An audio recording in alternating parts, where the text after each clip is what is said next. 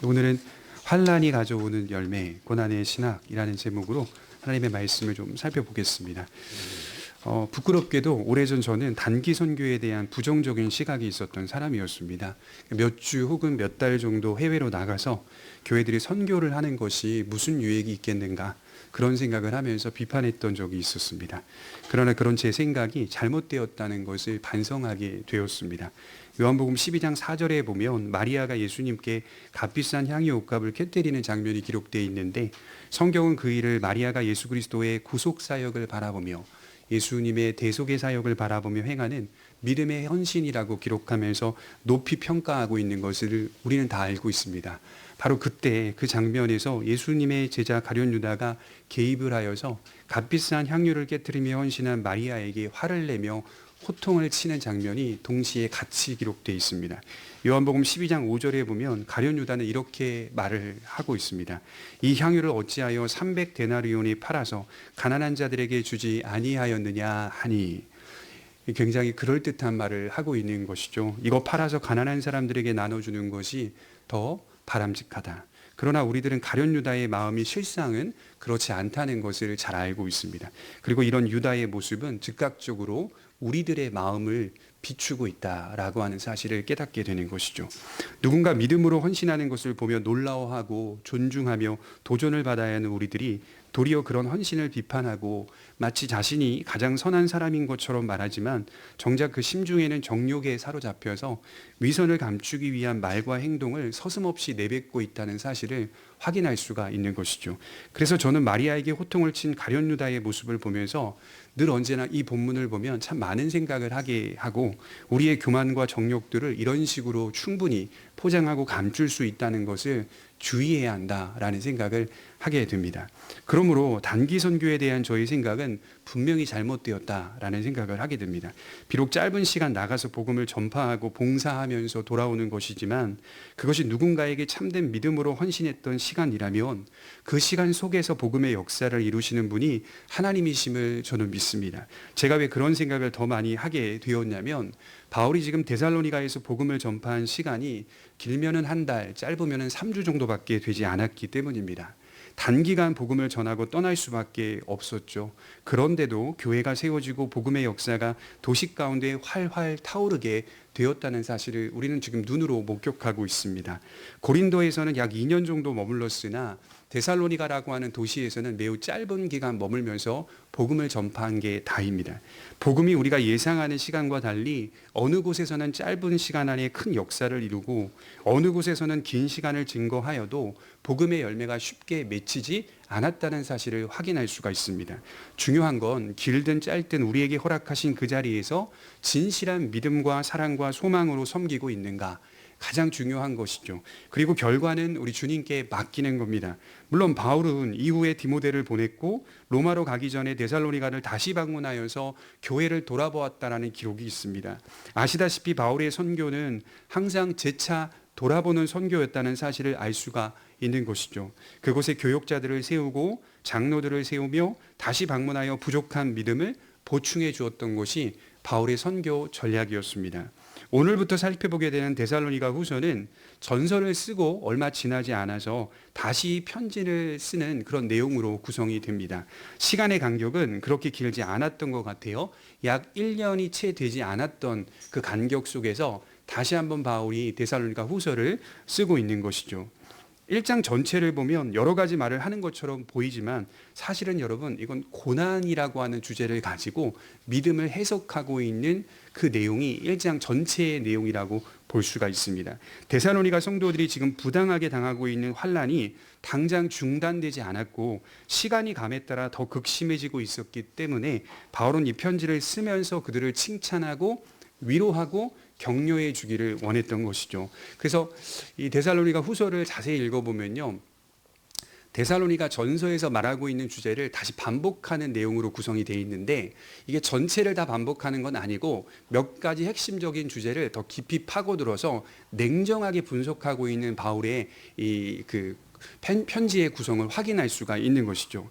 제가 보니까 바울이 설립한 교회들 가운데 가장 사랑이 가고 또 애정이 가는 교회를 꼽으라고 한다면 빌립보 교회인 것 같아요. 그래서 빌립보서 1장 8절에 보면 내가 예수 그리스도의 심장으로 너희 무리를 얼마나 사모하는지 하나님이 내 증인이시니라 이렇게 고백하고 있는 장면이 나오죠. 그러니까 빌립보서를 읽어보면 바울의 마음을 한층 들여다볼 수가 있는 여러 본문들이 기록되어 있어요. 그래서 바울에게는 가장 애정이 가는 교회를 꼽으라고 한다면 빌립보 교회인데 가장 기특한 교회를 꼽으라고 한다면 데살로니가 교회일 것입니다.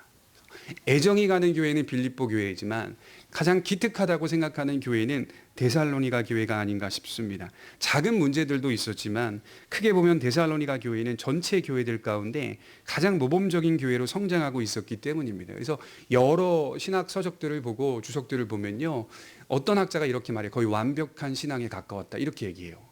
데살로니가 교인들은 소수 문제가 있는 사람들을 제외하고는 거의 완벽한 신앙에 도달했다라고 싶을 정도로 평가를 받고 있더라는 것이죠. 그래서 감사하고 칭찬하는 모습들이 데살로니가 서신을 읽어보면 자꾸 반복해서 나오고 있습니다. 너희 그렇게 하고 있다. 그러나 더 열심히 해라. 너희 정말 잘하고 있다. 더욱 힘쓰라. 이런 표현들이 계속 나오는 것이죠. 첫 번째로 우리가 살펴볼 것은 환난 가운데서도 자라가는 믿음과 사랑을 볼 수가 있습니다. 우리 3절에 보시면 형제들아 우리가 너희를 위하여 항상 하나님께 감사할지니 이것이 당연함은 너희 믿음이 더욱 자라고 너희가 다 각기 서로 사랑함이 풍성함이니 그러므로 너희가 견디고 있는 모든 박해와 환난 중에서 너희 인내와 믿음으로 말미암아 하나님의 여러 교회에서 우리가 친히 자랑하노라. 바울은 먼저 우리가 너희를 위하여 항상 하나님께 감사할지니 라고 말씀을 하고 있어요.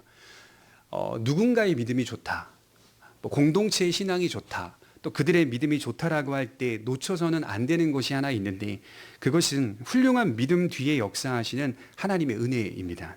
바울의 서신을 읽어보면 제가 너무 좋아하는 것이 그는 항상 하나님 중심적인 강조를 하고 있다는 것입니다. 신중심적 신학이라고 보통 얘기하는데요. 인간의 자람도 하나님 중심적으로 만들어 버립니다. 인간이 잘하고 있는 것조차도 하나님 중심적으로 해석해 버립니다. 데살로니가전서 1장에서 말하고 있듯이 믿음의 역사나 사랑의 수고나 소망의 인내나 환난 가운데서의 모범적인 삶이나 복음 전도의 활동이나 참된 개종이나 잘못된 우상 숭배에서 단호하게 끊어버리는 그들의 철저함이나 동료 신자에 대한 그들의 풍성한 사랑, 그 이면에 도우시는 하나님의 역사가 있었다는 사실을 처음부터 감사하고 있더라는 거예요. 그래서 감사의 고백이 어디로 흐르고 있죠? 사람에게 흐르지 않고 하나님께로 먼저 흐릅니다. 왜냐하면 하나님이 그렇게 도와주셨기 때문에. 그리고 나서 후차적으로 누구에게 감사하냐? 사람에게 감사합니다. 그래서 우리 기독교인들은요, 먼저는 하나님께 감사해야 하지만요, 그 감사로 끝내서는 안 됩니다. 하나님께 감사하는 건 본질적인 감사이고 두 번째로 따라오는 건 반드시 사람에게 감사해야 됩니다. 근데 이걸 놓치는 경우가 많아요. 하나님께 감사하면 그걸로 된 거라고 생각하는 경우들이 있는데 그렇지 않습니다. 복음적인 신앙은 하나님께 본질적으로 감사하고 그 감사의 주제 속에 갇혀서 신앙의 반응을 보이고 있는 사람들에게도 감사할 수 있는 신앙으로 세워져 가야 하는 것이 성화라고 볼 수가 있겠죠. 그래서 바울의 감사를 들여다보면 항상 이중적입니다. 감사의 본질은 하나님께 흐르고 있습니다. 그리고 형제와 자매들에게도 감사합니다. 본질적으로 감사를 드려야 할 분은 오직 한 분 하나님이시라는 사실을 말하면서 동시에 순종하고 있는 형제 자매들에게 칭찬을 아끼지 않더라는 것이죠. 누가 보아도 놀랄 만한 영적 성장이 있다면 궁극적으로 그들의 삶 속에서 행하고 계신 하나님의 활동 때문이라는 사실인 거죠. 그래서 저도 그래요. 신앙생활을 하다 보면 어떤 성도님이 저분이 저런 분이 아닌데 신앙생활을 참 잘하는 모습을 보면 먼저는 하나님께 감사하죠. 하나님이 도와주시고 계시는구나. 하나님이 그의 마음속에 믿음을 불어넣어주고 계시는구나. 두 번째로는 그분께 또 감사하죠. 이렇게 함께 신앙생활을 세워갈 수 있군요. 함께 이야기를 나눌 수가 있겠죠. 여러분 이것을 좁혀보면 바울이 이렇게 종합하고 있어요. 항상 하나님의 택하심 속에 우리의 신앙이 기인되었다 이렇게 말하는 겁니다. 하나님의 부르심이라고 하는 이 교리 속에 우리의 신앙이 기인되고 있다는 사실을 바울 서신 여러 곳에서 재차 반복하면서 말씀을 하고 있는 것이죠. 현상이나 사건이나 열매는 언제나 원인에서 비롯됨을 나타내는 표현입니다. 그래서 바울은 하나님께 감사하고 있습니다. 그리고 나서 바울의 감사의 내용이 나오는데, 주제가 나오는데 지금 성도들이 보이고 있는 환난 속에서의 신앙입니다. 그냥 신앙생활이 아니라 환난을 받고 있는 가운데서의 신앙의 모습이 1장 전체의 주제라고 볼 수가 있습니다. 여러분, 우선은 고난을 구분할 필요가 있어요. 환난이라고 하는 것을 구분할 필요가 있어요. 신자가 인생 속에서 만나는 고난은 두 종류로 구분이 될 수 있습니다. 하나는 일반적인 환난입니다. 일반적인 환난, 일반적인 고난입니다. 말 그대로 인생이라는 시간 속에서 겪게 되는 고통과 슬픔, 또 나의 잘못, 예기치 못한 사건과 상황으로 겪게 되는 환난을 뜻합니다. 아마 대체로 우리들이 겪는 고난은 일반적인 고난일 가능성이 크다 말씀을 드리고 싶어요. 또 다른 하나는 예수 그리스도의 고난, 즉 하나님 나라를 위하여 자발적으로 적극적으로 겪게 되는 부당한 고난을 뜻합니다. 오늘 본문 5절에 보면 이렇게 말하죠. 그 나라를 위하여 너희가 또한 고난을 받느니라. 이게 특별한 고난입니다. 이거는 지금 데살로니가 성도들이 일반적인 고난을 받는다는 뜻이 아니라 특별한 고난 속에서 자발적으로 그 고난에 동참하고 있다라고 말씀을 하는 겁니다. 그래서 오늘 말씀을 들으면서 우리는 이 두 종류의 고난을 바르게 이해하면서 적용해 볼 필요가 있어요. 현대 그리스도인들은 데살로니가 성도들이 겪는 이와 같은 종류의 고난을 대체로는 겪지 않습니다. 물론 여러 핍박과 반대를 부딪히면서 예수님을 믿는 성도들이 있을 겁니다. 그러나 대체로 우리 모두는 이런 노골적이고 직접적인 반대 속에서 예수님을 믿고 있지는 않습니다. 감사하게도 자유로운 시대와 문화 속에서 예수 그리스도를 믿고 있기 때문에 이런 시대 속에서 믿음을 지키며 산다는 것에 대한 무게와 가치를 잘 못 느낄 수가 있어요. 굉장히 어색하죠. 데살로니가 교인들이 환난 가운데 핍박을 받았다. 이건 우리가 동의하면서도 우리의 경험상 느껴지지 않기 때문에요. 어색할 수밖에 없습니다. 그러나 저와 여러분들이 만약에요. 지금 이 자리를 그대로 북녘 땅에 옮겨서 예배를 드린다고 생각해 보십시오. 다른 문제죠. 엄청난 문제죠. 북한에서 우리가 이렇게 조용히 모여 예배를 드리면 엄청난 문제죠. 제 동기 중에서 중국에서 선교 사역을 하는 선교사님들이 종종 있는데요. 이제 그분들이 가끔씩 이렇게 한국에 와요. 보면 추방당했대요. 추방. 여권을 추방당해가지고 비자를 발급을 안 해주니까 다시 한국에 돌아와서 그 교회로 돌아가야 되는데 교회를 세워놓고 돌아가지 못하는 거예요. 그래서 중국인들이 그 자리에서 목사 없이 거기서 예배를 드리고 있는 거예요. 몇 년 전에도 지금 인천에서 사역하고 있는, 이제 나이는 저보다 많지만 우리 동기 형님 목사님이 잘 사역을 하다가 중국에서 그냥 추방을 당해가지고 한국에 들어오셨어요. 다시 가야 하는데 가지를 못해요. 비자를 발급을 안 해주니까. 굉장히 강하게 압박을 하는 그런 시기가 있다고 합니다. 그런 압박의 시기 속에서는 돌아갈 수가 없는 것이죠. 그러니까 그분들 입장에서는 그걸 몸소 경험하고 있으니 그것이 얼마나 큰 가치요 무게감인지를 잘 알고 있다는 말이에요. 그러나 분명한 사실은 지금 데살로니가 성도들은 우리와 같은 자유로운 시대 속에서 예수님을 믿는 게 아니라는 뜻입니다. 그래서 우리는 그들의 신앙이 얼마나 훌륭하고 대단한지 인정하지 않을 수가 없습니다.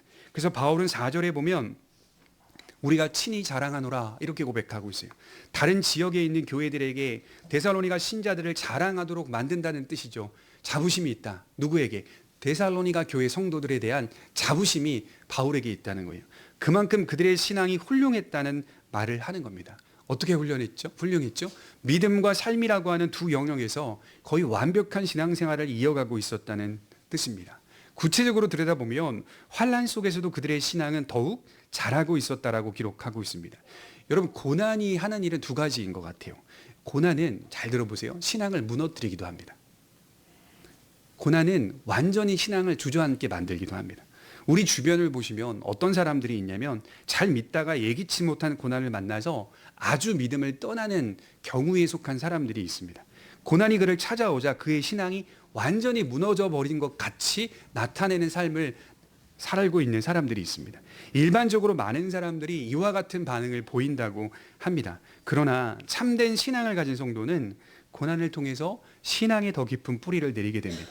이거는요, 웃으면서 고난을 감내한다는 뜻이 아니라, 고난이 왔구나, 그럼 내 신앙 더 잘하겠지, 이런 뜻이 아니라, 웃으면서 감내한다는 뜻이 아니라, 고난의 아픔을 경험하면서 지치고 피곤하며 정서적으로 절망감을 느끼기도 하면서 믿음은 더욱 자라간다는 거예요.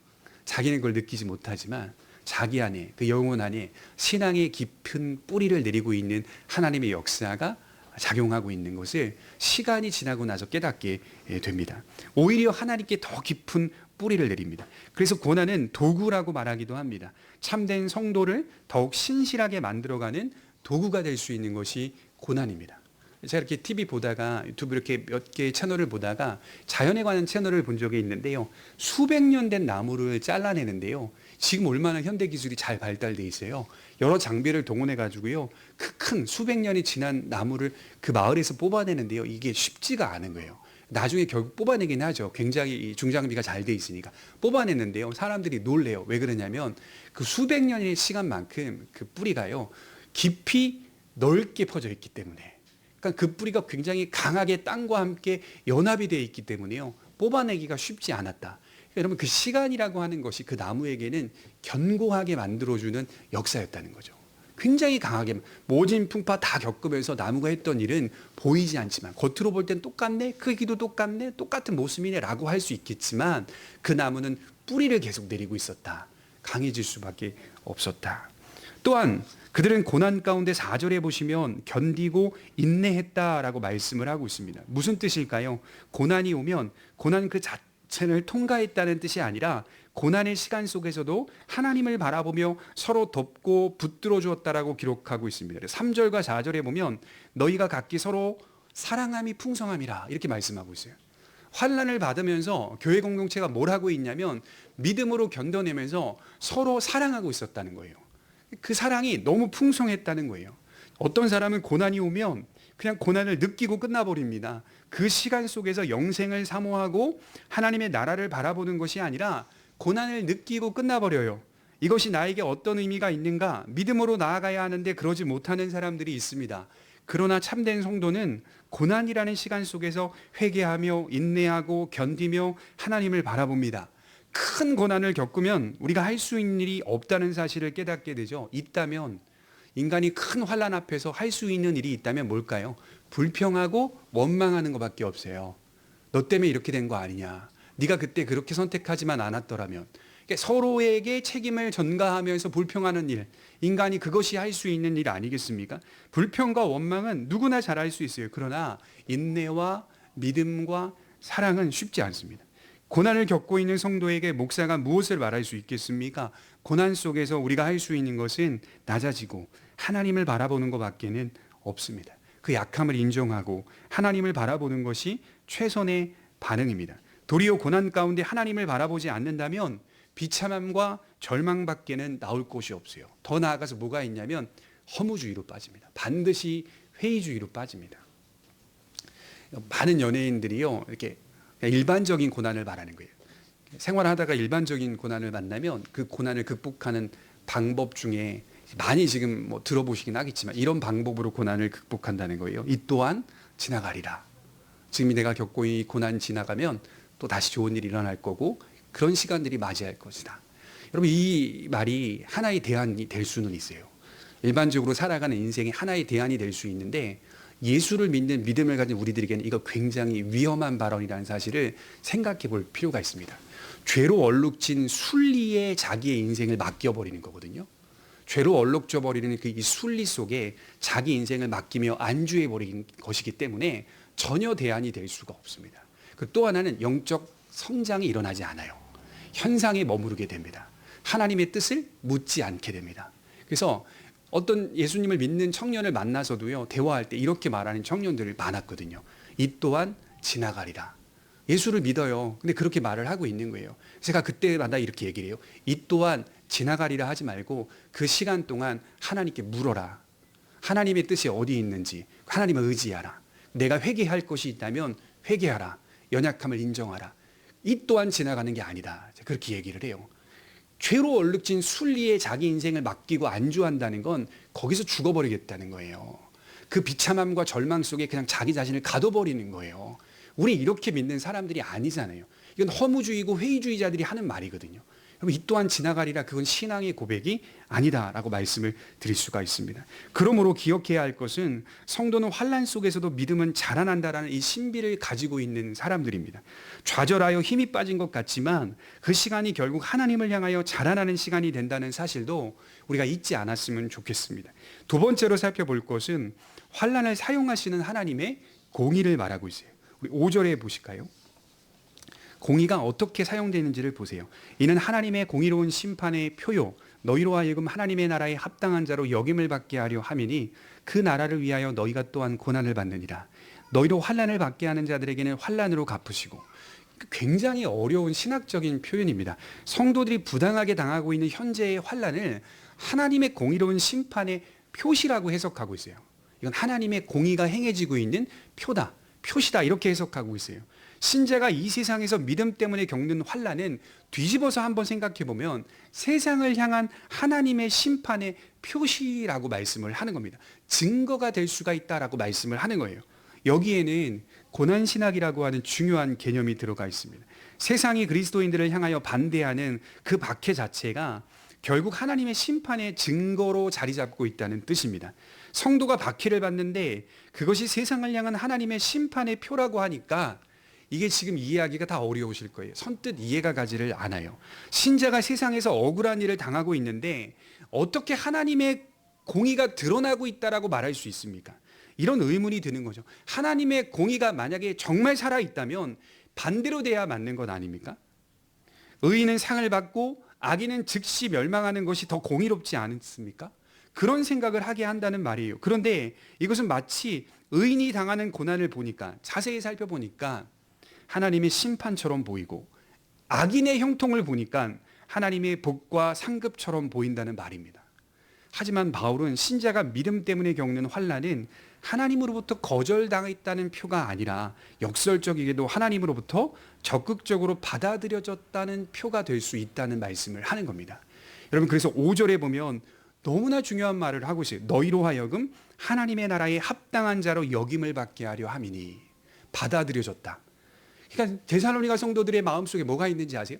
육신은 피로하고 육신은 고통스럽고 지치는데요, 마음에 기쁨이 있는 거예요. 어떤 기쁨이? 하나님의 나라에 합당한 자로 받아들여주고 계시는 하나님의 놀라운 은혜가 그들의 마음속에 작용하고 있으니 거절받았다는 것이 아니라 적극적으로 하나님이 우리를 찬성하고 계시며 적극적으로 하나님이 우리를 그렇게 여겨주고 계신다는 사실로 환난을 대하고 있었다라고 하는 사실입니다. 미래적 영광과 보상이 그들에게 마련돼 있었다는 사실을 믿고 있었다는 겁니다. 칼빈은요, 이 본문에서요, 이런 말을 했어요. 들어보세요. 만약에 현재 세상 속에 심판이 확실하게 실행되고 있다면 우리의 마음은 땅으로 만족하고 묶일 것이다. 저와 여러분들이 동의가 될 정도로 하나님의 공의가 이 땅 가운데 완벽하게 실행되고 있다면 우리 마음은 어디에 안주하겠습니까? 세상에 안주해요. 완전히 세상에 묶여버려요. 그리고 누구에게 기대를 하게 됩니까? 사람에게 기대하게 되죠. 지도자. 정치 지도자가 완벽하게 그 공의를 실행하고 있다고 하니, 그렇게 보이니 우리의 마음은 천국을 향하지 못합니다. 이 땅에 완전히 묶여버립니다. 그래서 이 땅에 일어나는 하나님의 공의는 두 가지예요. 부분적으로 심판이 일어나고 있습니다. 지금은. 그러나 이후의 미래에는 완벽하게 하나님이 그 공의를 행하신다라고 성경은 말씀하고 있습니다. 그걸 데살로니가 성도들이 믿으면서 나아가고 있다라고 보시면 돼요. 그래서 우리는 이 세상에서 이 역설을 가지고 사는 사람들입니다. 역설적인 사람들이 신자라고 볼 수가 있어요. 예수님을 잘 믿는데 억울한 일들을 겪습니다. 원통한 일들이 일어나고 때로는 버거운 시련을 겪기도 합니다. 그럼에도 불구하고 믿음의 자리를 지킵니다. 하나님이 온전히 선하시다는 사실을 확신합니다. 제 동기 중에요, 이번에 교회를 개척했어요. 동탄 쪽에. 어떻게 지내나 보다가 교회를 거기다가 설립하고 지금 목회를 시작하는데, 교회 이름이 온선교회예요. 온선교회. 왜 온선교회인가 보니까 하나님은 온전히 선하시다. 그 이름의 뜻을 가진 온선교회. 근데 그 목사님이, 사모님이 돌아가셨어요. 젊은 나이, 저랑 동갑인데 둘째 아이를 낳고 병원에서 그냥 돌아가셨어요. 아들 둘인데 그 아이 둘을 홀로 키워야 되는 상황이죠. 근데 자기가 그렇게 시간이 지남에 따라 지금 자기가 겪은 신앙 고백을 통하여 교회를 설립한 거죠. 뭐라고 설립했죠? 온선교회. 하나님은 온전히 선하시다. 일반적인 사람들은 다 넘어집니다. 안 그래요? 아이가 태어났고 지금 출생했는데 아내가 죽었어요. 그 자리에서. 그 얼마나 실망이 되고 낙심이 되겠습니까? 그럼에도 불구하고 본인이 그렇게 고백하면서 교회를 설립했어요. 온선교회. 하나님이 어떻게 온전히 선하시다라고 말할 수 있는가? 저는 그걸 보면서요, 굉장히 큰 도전을 받고 위로를 받고 또 격려를 받습니다. 아, 정말 하나님 안에서 쓰임받는 영향력이 크겠구나. 그런 생각들을 하고 많은 영혼들을 주께로 인도하겠구나, 그런 생각들을 하게 됩니다. 하나님은 온전히 선하시다. 그리고 스스로를 돌아보아 믿음 안에서 더 나은 자리로 나아가려고 애를 씁니다. 이유가 뭘까요? 하나님이 나를 거절하셨다는 표가 아니라 하나님이 나를 적극적으로 사랑하시고 받아들여 주셨다는 표요. 저들은 하나님께서 거절하시고 공의로운 심판의 증거로 내가 겪는 부당한 환난을 사용하신다라고 믿었던 겁니다. 그래서 로마서 8장 18절에 보면 생각건대 현재의 고난은 장차 우리에게 나타날 영광과 좋게 비교할 수 없도다. 항상 이렇게 비교하며 사는 사람들이 성도죠. 성도는 믿음으로 하나님의 공의를 확신하기 때문에 하나님의 나라에 합당한 자로 오늘을 살아갈 뿐입니다. 그래서 성도가 이 세상에서 당하는 반대와 핍박과 박해도 하나님의 공의로운 심판의 표가 되고, 동시에 성도들의 믿음의 견딤과 인내도 하나님으로부터 받는 구원과 상급의 표가 된다는 사실을 알아야 됩니다. 그래서 여러분, 빌립보서 1장 28절에 보면 바울이 이런 말을 해요. 무슨 일에든지 대적하는 자들 때문에 두려워하지 아니하는 이 일을 듣고자 함이라. 이것이 그들에게는 멸망의 증거요 너희에게는 구원의 증거니 이것은 하나님께로부터 난 것이라. 신자가 이 땅 가운데 대적자들에게 두려움을 당하고 핍박을 당하고 반대를 받는 것이 그들에게는 멸망의 증거가 될 수밖에 없고, 우리에게는 구원의 증거가 되니 이건 누구에게로부터 났다고 합니까? 하나님께로부터 난 것이라. 이렇게 표현하고, 굉장히 신비하죠. 굉장히 역설적이죠. 하나님은 미래에 무엇을 하실까요? 우리는 이 질문에 대하여 분명히 대답해야 됩니다. 하나님은 사랑이십니다. 그의 백성들을 구원하시고 그들이 겪은 수많은 환난을 보상해 주실 것입니다. 일반적인 고난이든 하나님을 위하여 당했던 고난이든 믿음의 자리에서 견디고 인내했다면 하나님 반드시 보상해 주실 것입니다. 그리고 하나님은 공의로운 분이십니다. 갚으시는 분이라고 표현하고 있어요. 6절에 보면 환난을 받게 하는 자들에게는 뭘로 갚으신다고 합니까? 환난으로 갚으시니, 이렇게 기록되고 있어요. 환난은 환난으로 갚으신다. 정확한 상호성을 가리킵니다. 9절에서는 좀 더 구체적으로 말하기를 영원한 멸망의 형벌, 이렇게 표현하고 있어요. 영원한 멸망의 형벌로 갚으신다. 이게 말이 사실은 이게 좀 모순적인 거죠. 멸망이라는 것은요, 파괴하여 사라지다, 이런 뜻이죠. 멸망은 아주 없어진다는 뜻인데 그렇게 사용하지 않아요. 멸망이라는 단어 앞에 아이오니스라고 하는 단어를 넣어요. 시간성을 부여합니다. 영원한 멸망의 형벌을 가하신다. 끊없이 계속되는 형벌을 그들에게 갚으실 것이다. 하나님이 공의로우신 분이시기 때문에 이렇게 행하신다라고 분명하게 선언합니다. 예수님께서도요, 이 영원한 멸망의 형벌에 대해 많이 말씀하셨습니다.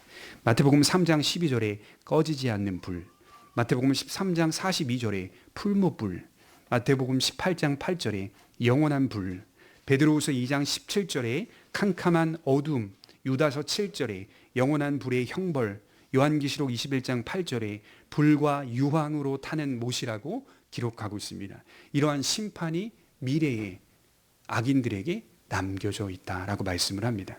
그래서 우리가 위로를 받아야 하는 건 하나님은 우리를 사랑하신다는 것과 사랑하심이 공의에 무관심한 것이 아니라 여전히 그의 공의를 행하고 계신다는 사실을 말씀하는 겁니다. 어떻게 해요? 신실한 성도들이 믿음 때문에 겪는 환난이 하나님의 심판과 공의를 이루는 표시가 된다는 말입니다. 우리 모두가 이 세상을 믿음 안에 살면서 하나님으로부터 가장 받고 싶은 복이 무엇입니까? 여러분들과 제가 미래에 하나님께로부터 가장 받고 싶은 복이 무엇일까요? 믿음을 가진 성도라면 다 동일한 대답을 해야 되는데 그것은 7절의 안식입니다. 안식. 여러분, 우리가 누리고 싶은 것은 안식이에요. 예수님께서 다시 오실 때 신자는 영광 가운데 주님의 품에서 영원히 안식한다라고 말씀을 합니다. 바울은 하나님께서 우리에게 7절에 안식으로 갚으신다라고 말씀하고 있어요.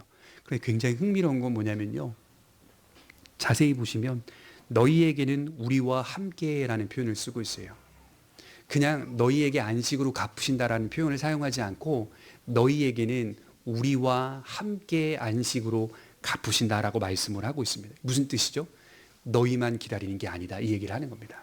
고린도에 머물고 있는 나도, 실로아노도, 디모데도 다 안식을 기다리고 있다. 우리와 함께 안식하게 하신다. 환난을 당하고 있었던 그들의 소망이나 지금 고린도에 머물러 있는 바울과 디모데, 실로아노의 소망이나 같은 소망이라는 뜻입니다. 우리가 다 같은 약속을 받았고 그것을 기다리는데 부활을 통한 참된 안식이라고 말씀을 합니다. 장례식장에 가면요, 사람이 죽으면 믿지 않는 사람들도 인사를 하더라고요. 뭐라고 인사를 하냐면 편히 쉬십시오, 안식하십시오라는 말을 건넵니다. 저는 이 표현이 너무 좋습니다. 그리고 일반적으로 믿지 않는 사람들의 마음에도 본성상 종교적인 성향이 비추고 있다라고 저는 확신합니다. 믿고 안 믿고를 떠나서 안식한다는 것은 모든 사람들이 기대하는 바입니다. 원하는 바입니다. 우리 그리스도인들의 종교는 참된 안식입니다. 하나님은 안식으로 갚으실 것입니다. 그럼 왜 데살로니가 성도들이나 바울이나 그리고 우리 모두가 안식을 기다릴까요? 왜 우리는 다 참된 안식을 기다리며 이 인생 가운데 살아갈까요? 뒤집어 생각해 보면 이 땅에서의 삶이 항상 곤고하기 때문입니다. 박윤선 박사님이 뭐라고 말씀하셨냐면 신자의 삶은 환란으로 두루 얽혀 있다 이렇게 말했어요. 환란의 끈이 그의 삶을 두루 얽매고 있다. 물론 본질상 영혼에 있는 안식이 있습니다. 그리스도 안에서 주어지는 생명의 평강이 있습니다. 그건 있어요. 그러나 육신적으로 보게 되면 굉장히 많이 공고합니다. 두루 얽혀 있습니다. 신자의 삶은 일반 자연인들의 삶보다 더 힘든 삶이라고 말할 수가 있습니다. 여러분 맞바람을 맞으면서 걸어보신 경험 있으십니까? 제가 초등학교 때 있을 거예요. 저희 집이 그 달동네 흔히 그렇게 표현하는 그 산 거의 끄트머리에 있는 아파트 단지였는데요. 학교에서 거기까지 집까지 올라가는데 거리가 멀지 않았어요. 근데 그날 비가 굉장히 많이 오고요. 바람이 세차게 부는데 이게 맞바람이었어요. 우산을 쓰고 가는데 이게 어린 나이니까 초등학생이었으니까 우산이 확 꺾여버리더라고요. 그러면서도 어디로 가야 되죠? 집으로 가야 되니 맞바람을 맞고 비를 맞으면서 집으로 올라가는데 결국 집에 도착했습니다. 그럼에도 불구하고 제 기억에 이렇게 선명하게 남은 건 그 짧은 거리가 굉장히 힘들게 느껴지더라고요. 굉장히 멀게 느껴지더라고요. 본향을 향하여 걸어가고 있는 신자의 삶이 이와 같은 거 아닐까. 우리 일반 세상 사람들보다 몇 배는 힘들게 인생을 살 수도 있습니다. 물론 본질상 평안의 기쁨도 있죠. 하지만 그렇게 사는 것도 인정하지 않을 수 없습니다. 왜 그날은 그렇게 멀고 힘들게 느껴지는지 모릅니다. 우리의 삶이 이와 같아요. 천국이라는 본향을 향하여 나아가는 우리의 길은 넓고 순조로운 길이 아니라 좁고 협착한 길이라고 예수님은 말씀하셨어요. 그래서 마태복음 7장 13절에 보면 좁은 문으로 들어가라 멸망으로 인도하는 문은 크고 그 길이 넓어 그리로 들어가는 자가 많고 생명으로 인도하는 문은 좁고 그 길이 협착하여 찾는 자가 적음이라. 여러분 길이 좁다는 건요 문도 좁다는 말이에요. 길이 좁으면 문을 크게 만들 수가 없죠. 문도 좁다는 말이죠. 이 길은 사람들이 찾지도 않는 원문에 보면 좁고 답답하고 가슴을 누른다 이렇게 적혀 있어요. 우리나라 같은 경우에는 예쁜 사찰들이 굉장히 많거든요. 예쁜 사찰들을 보면 그 절벽 같은데 또 산 꼭대기에 세워진 사찰들이 우리나라에 많이 있습니다. 뭐 전남 구례에 보면 그 낙상산가 하여튼 뭐 그런 이제 절들이 있는데요. 개중에 이런 절들이 있더라고요. 그 절들로 가기 위해 사람들이 등산을 하게 되면 좁은 동굴 같은 데를 지나가야 돼요. 그래서 실제 영상을 촬영한 거 보니까 한 사람이 겨우 비집고 들어가면서요, 이 가슴이 닿더라고요, 돌에. 이 말씀이 생각이 나는 거예요. 그걸 통과했을 때 나타나게 되는 절경, 엄청난 아름다운 장관, 경치 이런 것들을 다 확인해. 어떻게 이런 곳에 이런 절이 세워질 수 있었고 어떻게 이런 곳에 이렇게 넓은 땅이 있는가, 대지가 있는가라고 하는 것들을 확인하게 돼. 근데 반드시 거기를 지나가야 거기를 만날 수가 있다는 거예요. 그걸 보면서 와 정말 아름답다. 그러나 들어가는 그 길까지는 굉장히 힘들다라는 생각들을 하게 되는 것이죠. 생명의 길, 좁은 문 이런 것들은 사람들이 찾지 않는 길입니다. 위험하니까 거들떠 보지도 않아요. 그러나 그 길을 통과하여서만 하나님의 나라에 이를 수가 있고 천국에 들어갈 수 있다는 것이 성경의 말씀입니다. 정직한 가르침이죠. 그래서 여기서 주의해 보셔야 할 것이 있습니다. 바울은 하나님의 심판을 받게 될 자들을 이 세상에서 신자들을 괴롭혔던 악인들로만 설정하지 않고 있어요. 훨씬 더 넓은 집단으로 확장하여서 말하고 있습니다. 우리 8절에 보시면 8절 9절입니다. 하나님을 모르는 자들과 우리 주 예수의 복음에 복종하지 않는 자들에게 형벌을 내리시리니 이런 자들은 주의 얼굴과 그의 힘의 영광을 떠나 영원한 멸망의 형벌을 받으리로다. 우리가 여기서 믿는 바를 분명히 해야 합니다. 여러분 도덕적이고 윤리적으로 좀 낮게 살면 구원받는 게 아니에요. 착하게 살면 구원받는 게 아니에요.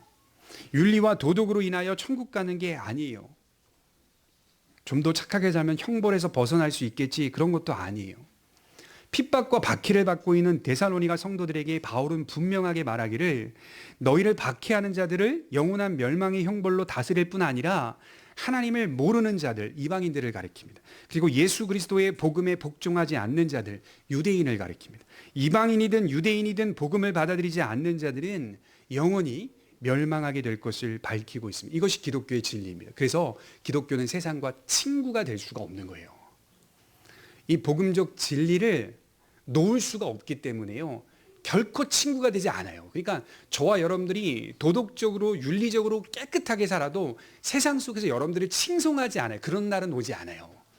복음적 진리가 있는 한, 중심에 있는 한, 그거 버리면 와요. 칭송해줘요. 그러나 이걸 버리지 않는 한 여러분들의 삶은 어느 정도 인정을 받을 수 있겠지만 그럼에도 그 독선적인 진리 때문에 사람들은 우리를 미워할 수밖에 없다는 것이 예수님이 가신 길이고 예수님이 십자가에 못 박히셨던 이유가 되는 겁니다. 그래서 우리가 우리 인생 속에서 환난과 고난이 우리를 두루 얽매고 있다는 것은 복음의 진리를 놓지 않고 있기 때문에 자연스럽게 마주하는 현실이라는 겁니다. 데살로니가 성도들이 왜 이렇게 많은 반대와 핍박을 받냐면 그저 개종했기 때문이 아닌 거예요. 개종을 했는데 수많은 우상이 가르치고 있는 교리와는 너무나 달랐기 때문에, 기독교 진리만이 유일하다는 사실을 공포하고 있으니 너무나 달랐기 때문에, 몸은 악하다고 하는데 몸도 거룩하다, 기독교가 갖고 있는 복음은 영혼과 몸이 다 해당되고 있기 때문에 이것이 도저히 납득이 안 되고 용납이 되지 않으니 자기의 동족들로부터 핍박이 시작된 거예요. 친척들로부터, 가족들로부터 핍박이 시작되는 거예요. 기독교 복음이 그의 중심을 다 사로잡고 있으니, 놓지 못하고 있으니 부활의 신앙 때문에 사람들이 그들을 공격하기 시작하는 거죠. 세상은 우리를 그렇게 본다니까요. 야, 보다 나으게 사는데 하나님의 심판을 받는다고? 아니지. 거기에 타협한 진리가, 타협한 종교가 천주교였던 거예요. 중간에 뭘 넣었냐면 림보와 연옥이라는 교리를 넣은 거예요. 그래, 조금 도덕적으로 산 사람은 영원한 멸망의 형벌로 가지 않는 하나의 장소를 만들자. 그게 지옥의 가장자리 림보예요. 림보. 연옥은 천국을 위하여 가는 중간 단계 연옥. 그들은 그걸 낙원으로 해석을 합니다. 그렇게 하여 어떻게 하겠다는 거예요? 살아있는 사람이 죽은 자를 위하여 기도하라, 이 얘기를 하는 거예요. 살아있는 사람이 죽은 사람들을 위하여 보속하라, 선행을 하여 죄를 씻으라. 그러면 더 나은 장소로 갈 수 있다. 이게 지금 우리가 만들어낸, 개신교가 아닌 천주교가 만들어낸 교리예요. 그러나 역사 속에서 종교개혁자들, 개신교인들은 결코 이런 교리는 성경적이지 않다, 이렇게 얘기를 한 거죠. 뭐라고 표현합니까? 보다 좋은 모습으로 인생을 살았더라도 하나님을 모르는 자들도 영원한 멸망의 형벌을 받는다, 이 얘기를 하는 겁니다. 분명하게 우리가 신앙 고백을 해야 됩니다. 하나님을 받아들이지 않는 자들도 영원한 멸망의 형벌을 받는다. 요한복음 8장 24절에 이렇게 말합니다. 그러므로 내가 너희에게 말하기를 너희가 너희 죄 가운데서 죽으리라 하였노라. 너희가 만일 내가 그인 줄 믿지 아니하면 너희 죄 가운데서 죽으리라. 예수님이 하신 말씀입니다. 어떤 분이 이제 그렇게 말하는 거 제가 들었어요. 질문입니다. 그래도 저는 예수 믿는 사람들 교회 가는 거 박해하지도 않았고, 그분들이 봉사한다고 하면 봉사하도록 도와주기도 하고, 봉사의 자리에 저도 같이 들어가서 함께 그리스도인들과 함께 봉사하기도 했고, 보니까 기독교인들 중에 정말 착한 사람 많더라. 여러분, 의사 선생님들 중에서도요, 정말 귀한 의사들 많고, 귀한 의사들 중에서 크리스찬 의사들 정말 귀한 분들 많아요. 정치인들, 또 법조인들 중에서도 정말 크리스찬답게 살아가는 소수의 사람들도 많아요. 여러 사람들이 있어요. 전 세계를 들어가 보면 정말 믿음의 양심을 갖고 살아가는 수많은 사람들 많아요. 그 사람들 사이에서 세상 사람이 그를 인정하되, 그러나 그와 함께 일하되, 그러나 그가 믿고 있는 믿음은 받아들이지 않아요. 그가 말하기를 이렇게 함께 동참하고 또 반대하지도 않았고 함께 동역하듯이 함께 인생을 살았는데 나도 영원한 멸망의 형벌을 받느냐? 나는 조금 덜하지 않겠느냐? 이렇게 말할 수 있단 말이에요. 그렇게 질문할 수 있다는 말이에요. 그러나 성경은 가차없이 단절합니다. 가차없이 잘라냅니다. 영원한 멸망의 형벌에 갇힌다, 이렇게 말씀을 합니다. 하나님을 모르는 자들도 마찬가지다. 이렇게 말씀을 합니다. 복음의 단원입니다. 기독교는 복음을 중심으로 하여 구원을 논합니다. 성경의 중심에 뭐가 있을까요? 성경 중심은 다른 거 얘기 안 해요. 구속입니다. 구속. 죄인들을 하나님께서 찾아오셨다. 그래서 구속하신다. 성경은 이거밖에 얘기 안 해요. 성경은 정치 얘기하지 않아요. 성경 우리에게 도덕과 윤리를 말하지 않아요. 구속을 중심으로 하여서 인간이 변화되어 살아가는 거룩한 삶을 말해요. 구속이 중심이라고요. 그 구속을 놓을 수가 없다는 말입니다.